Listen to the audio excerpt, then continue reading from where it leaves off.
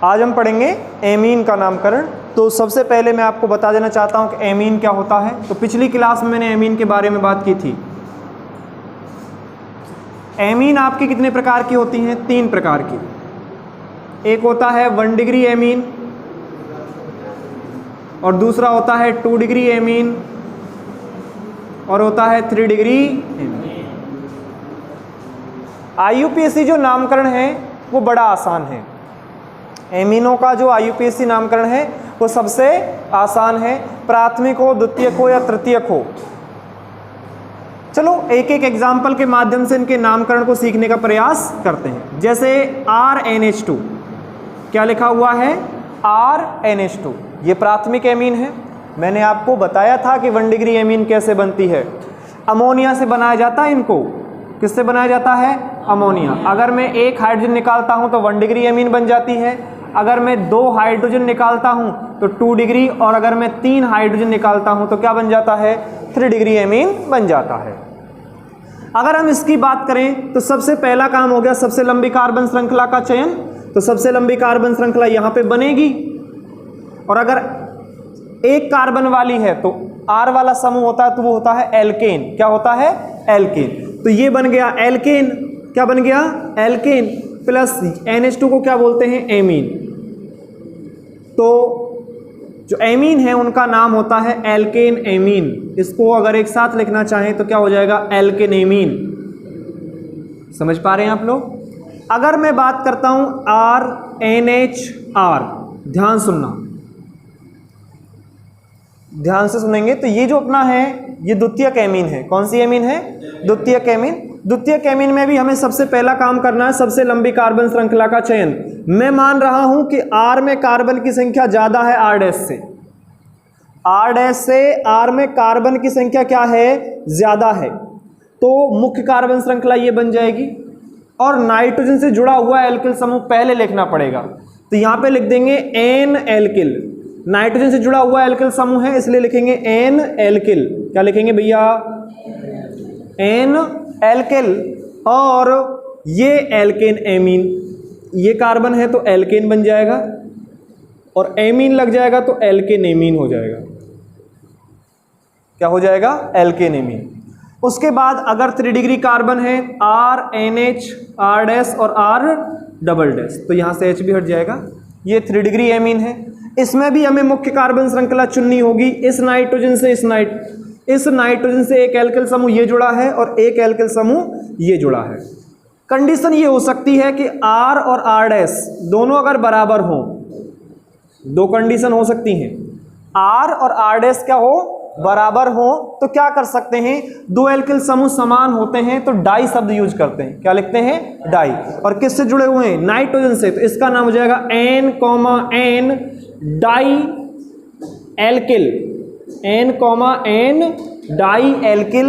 और ये alkene amine, ये एल्केन बन गया, और इसके पीछे क्या लगा देंगे? क्रियात्मक समूह का नाम एमीन, तो एल्केनेमीन हो जाएगा। ये क्या बन जाएगा? एल्केनेमीन। और मान लो दोनों एल्किल समूह अलग अलग हैं, मतलब दोनों बराबर नहीं है। R और R' दोनों बराबर नहीं है, तो दोनों को लिखना पड़ेगा N एल्किल, N एल्किल, और फिर लिखना पड़ेगा एल्केनेमीन। चलिए, ये तो मैंने आपको कंसेप्ट बताया था। क्या बताया था? कंसेप्ट। अब मैं एग्जाम्पल से इसको समझाने का प्रयास कर रहा हूं। इस तरीके से ही करना होगा। आप वापस से एग्जाम्पल पे आते हैं। जैसे मैं एग्जाम्पल यहां पे ले रहा हूं, ध्यान से देखेंगे सभी विद्यार्थी। CH3NH2, सबसे पहला काम क्या होता है? सबसे लंबी कार्बन श्रृंखला का चयन। तो मुझे लगता है 1 कार्बन की बनेगी। आईयूपीएसी नामकरण का फार्मूला होता है, सबसे पहले लिखा जाता है पूर्व लग्न, फिर लिखा जाता है मूल शब्द, उसके बाद लिखा जाता है प्राथमिक अनुलग्न, और उसके बाद लिखा जाता है द्वितीयक अनुलग्न। ये अपना फार्मूला होता है आईयूपीएसी नामकरण का। सबसे पहले मैंने मुख्य कार्बन श्रृंखला चुनी है, अंकन कर दिया है। कोई प्रतिस्थापी दिख रहा है यहां पे? प्रतिस्थापी नहीं है, अर्थात हम पूर्व लग्न को नहीं लिखेंगे यहां पे। NH2 तो आपका क्या है, क्रियात्मक समूह है जो द्वितीयक अनुलग्न के रूप में लिखा जाएगा। NH2 के लिए जो द्वितीयक अनुलग्न होता है वो होता है एमीन। क्या होता है, एमीन। ये बात आप ध्यान रखेंगे। तो सबसे पहले मैं लिख रहा हूं पूर्वलग्न है ही नहीं, मूल शब्द। मूल शब्द का मतलब होता है मुख्य कार्बन श्रृंखला में कार्बन की संख्या। कितने कार्बन है, एक के लिए क्या यूज करते हैं, मैथ प्लस। कार्बन के बीच कैसे बंध है, वैसे यहाँ पे कार्बन कार्बन नहीं है, अकेला कार्बन है, इसलिए हम यहाँ पे क्या ले लेंगे, एन ले लेंगे। क्या ले लेंगे, एन प्लस। उसके बाद प्राथमिक, देखो मूल शब्द हो गया, प्राथमिक अनुलग्न हो गया, अब द्वितीयक अनुलग्न बचा है वो क्या है, एमीन है। कौन है, एमीन। अब इनको जोड़ दो आप लोग तो क्या बन जाएगा, मैथ एन और ये भी एमीन, मैथेनेमीन हो गया इसका नाम। क्या हो गया भैया, मैथेनेमीन। समझ पा रहे हैं आप लोग। और देखिए एग्जांपल, आपको और अच्छा समझ में आएगा। CH3 CH2 NH2, CH3 CH2 NH2।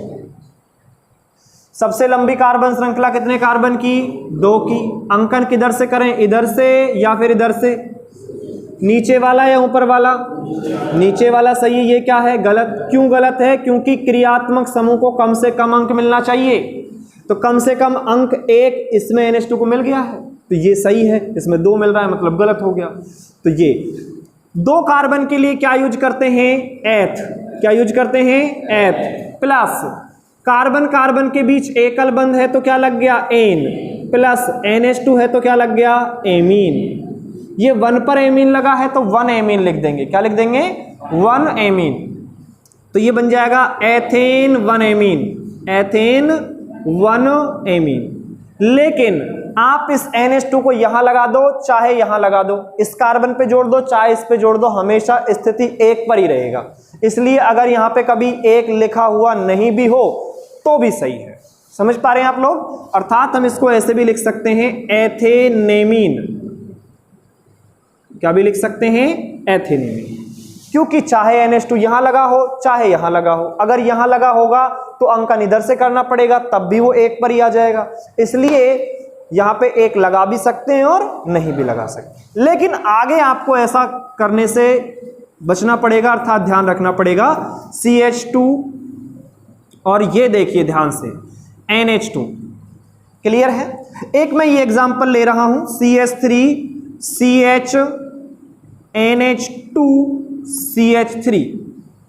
अब मैं जानना चाहता हूं इसमें सबसे लंबी कार्बन श्रृंखला कितने कार्बन की, तो सभी विद्यार्थी कह देंगे कि 3 कार्बन की। अंकन मुझे इधर से करना चाहिए या इधर से करना चाहिए, इधर से। 1 2 3, ठीक है। 3 कार्बन के लिए, 3 कार्बन का एल्केन क्या होता है, प्रोपेन। क्या होता है, प्रोपेन। और 1 पर क्या है, NH2, तो प्रोपेन 1 एमीन हो गया। क्या हो गया, प्रोपेन 1 एमीन। लेकिन अगर ये NH2 यहां की जगह यहां जुड़ जाए दूसरे कार्बन पे तो नाम चेंज हो जाएगा, अर्थात ये कंडीशन बन के आ जाएगी। तो ये दूसरी, अब इसमें हम मुख्य कार्बन श्रृंखला चुनने के बाद अंकन करेंगे, तो अंकन में चाहे इधर से करूं चाहे इधर से करूं एक ही बात होगी। अंकन किया तो 1 2 3, 3 कार्बन का अगर एल्केन है तो क्या होगा, प्रोपेन। क्या होगा, प्रोपेन। और 2 पर क्या है, NH2, तो 2 एमीन। ये इसका IUPAC नाम है। कौन सा नाम है, IUPAC। एक बात और ध्यान रखिए, जो IUPAC नामकरण होता है ना, उसमें ही संख्याओं का उल्लेख होता है, मतलब 1 2 3 ऐसे शब्द आएंगे। अगर किसी यौगिक में इनके अलावा कुछ संख्याएं आ रही हैं, कुछ और प्रतीक आ रहे हैं, जैसे alpha beta gamma ortho Meta para, ऐसी स्थिति आ रही हैं, तो उस स्थिति में अगर हम आपसे बात करें तो वहां पर वो IUPAC नाम नहीं होगा, वो एक सामान्य नाम होगा। कौन सा नाम होगा, सामान्य नाम। आगे देखिए ध्यान से, CH3 CH CH2 NH2 CH2 और CH3। चलिए सबसे पहले मैं जानना चाहता हूं कि इसमें सबसे लंबी कार्बन श्रृंखला कितने कार्बन की बनेगी, कितने की बनेगी, 4 की बनेगी। बताइए ये सही है या फिर ये सही है। ये वाली सही है या ये वाली सही है? नीचे वाली ये सही है और ये आपका क्या है? गलत। अगर ये सही है तो ये आपका एक प्रतिस्थापी बन गया, ये क्रियात्मक समूह है ही। तो अब अंकन करना है। अंकन उधर से करेंगे इधर से क्रियात्मक समूह को कम से कम अंक मिले, तो इधर से ही करना पड़ेगा। 1 2 3 4। तो भाई एक पर तो NH2 है, क्रियात्मक समूह है, द्वितीयक अनुलग्न के रूप में प्रयुक्त होगा, वो तो बाद में लिखा जाएगा। अब ये बचा है, इसको बोलते हैं प्रतिस्थापित। इसको सबसे पहले लिखेंगे। कार्बन संख्या किस पे है? 2 पर है। किस पर है? 2 पर। तो 2 पर है तो लिखना पड़ेगा 2 मेथिल। क्या लिखना पड़ेगा? 2 मेथिल। और 1 2 3 4 कार्बन का एल्केन बन रहा है, तो हम लिख देंगे ब्यूटेन। क्या लिख देंगे? ब्यूटेन। क्या लिख देंगे भैया? ब्यूटेन।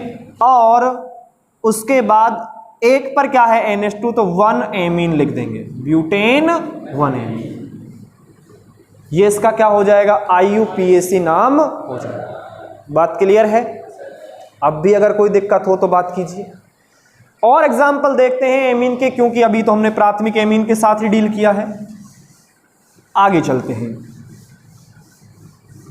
देखिए, अगर ऐसा लिखा हुआ है आपके पास CH3 NHCH3, इसका नाम कैसे लिखेंगे? तो सबसे पहला काम यह है कि हमें सबसे लंबी कार्बन श्रृंखला का चयन करना है। तो भाई सबसे लंबी कार्बन श्रृंखला ये तो एक ही कार्बन की बन रही है कि नहीं? ये तो अलग है। अब यहां पे जब द्वितीयक होता है या द्वितीयक एमीन होती है, तो इसमें N के साथ एल्किल लिखा जाता है। मतलब सबसे पहले इस एल्किल समूह को लिखा जाएगा, मैथिल को। अब ये जुड़ा किससे? नाइट्रोजन से, इसीलिए लिखा जाता है N मैथिल। सबसे पहले क्या लिखा जाएगा? N मैथिल। क्लियर है? उसके बाद इसका नाम लिखा जाएगा CH3। तो CH3 मतलब एक कार्बन है, तो एक कार्बन के लिए मूल शब्द कितना होता है? मैथ। सिंगल बॉन्ड है तो एन, और एमीन है तो लगा देंगे एमीन। तो क्या बन जाएगा? एन मैथिल मैथेनेमीन। क्या हो जाएगा? मैथेनेमीन। तो बताइए यहां तक किसी को कोई दिक्कत समझने में नहीं है ना? चलिए, इसके बारे में आपका क्या ख्याल है? इसके बारे में आप लोग मुझे बताइए कि इसका नाम क्या होगा? सबसे लंबी कार्बन श्रृंखला कितने कार्बन की बनेगी? कितने की बनेगी? 2 की। इसका मतलब आप समझ चुके हैं कि 2 कार्बन की अब बन गई, 1 और 1। सबसे पहले वो लिखा जाएगा जो नाइट्रोजन से जुड़ा है। तो नाइट्रोजन से कौन जुड़ा है? मैथिल। तो N लगा के लिख देंगे मैथिल। 2 कार्बन के लिए एथ यूज किया जाता है और ये एथिल समूह है। तो कार्बन है, 2 कार्बन है, कार्बन कार्बन के बीच एकल बंध है, क्योंकि C2H5 बनता है CH3CH2 से। मतलब कार्बन कार्बन के बीच एकल बंध, तो क्या लग जाएगा? एन। तो एथेन। और एमीन तो एथेनेमीन। क्या लिख देंगे? एथेन। समझ पा रहे हैं आप लोग यहां तक? और आगे चलें तो हमें यह महसूस होता है CH3NH।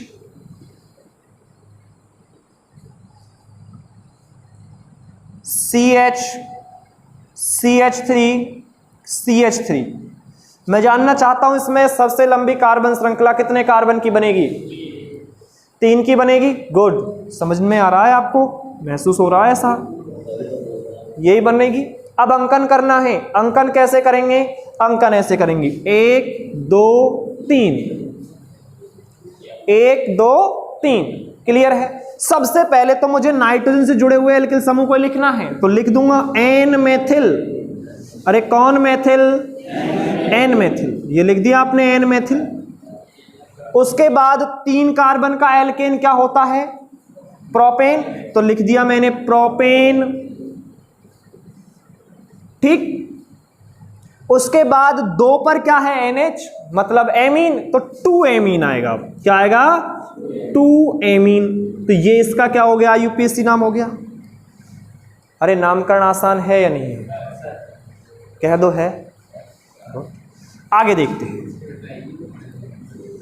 आगे देखते हैं, जैसे ये लिखा हुआ है CH3NCH3CH3। 3 डिग्री एमीन है ये। सबसे पहला काम क्या है? सबसे लंबी कार्बन श्रृंखला का चयन।